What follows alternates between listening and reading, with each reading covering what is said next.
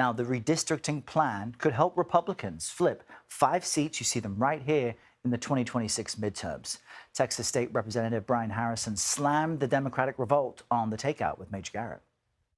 What they're mad about, but what they won't tell you, isn't that states redistrict for partisan purposes, but that a Republican state is doing this. And quite frankly, the state of Texas should have done this before. Elected Republican leadership here in Texas should be doing everything we can to make sure that Congress doesn't fall to the Democrats. And quite frankly, this is an abject failure of the elected Republican leadership in the state of Texas who let the Democrats flee.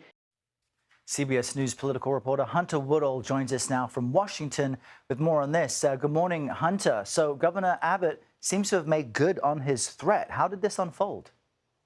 Well, good morning, Errol. And when you look at what's going on in Texas, this is an issue that very much animates the bases of both major political parties.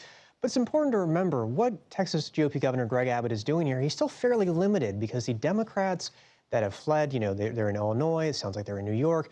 They're outside of Texas's boundaries. They're outside of Texas's control because they're out of state.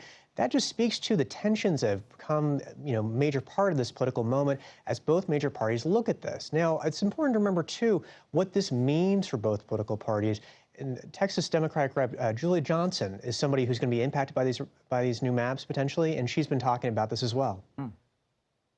We're all very proud Texans. We come from a state of great pride.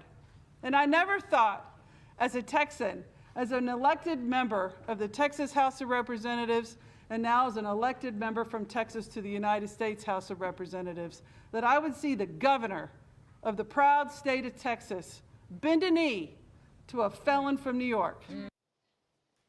That's the thing, all of this comes down to how it impacts Donald Trump, how it impacts the future of his presidency. And right now, Republicans have a very narrow majority in the U.S. House. So both sides are showing just what Texas could mean for the 2026 midterms, where, as you said, 5 seats could go from Democrat control to GOP control just by simply changing these Texas maps. Yeah.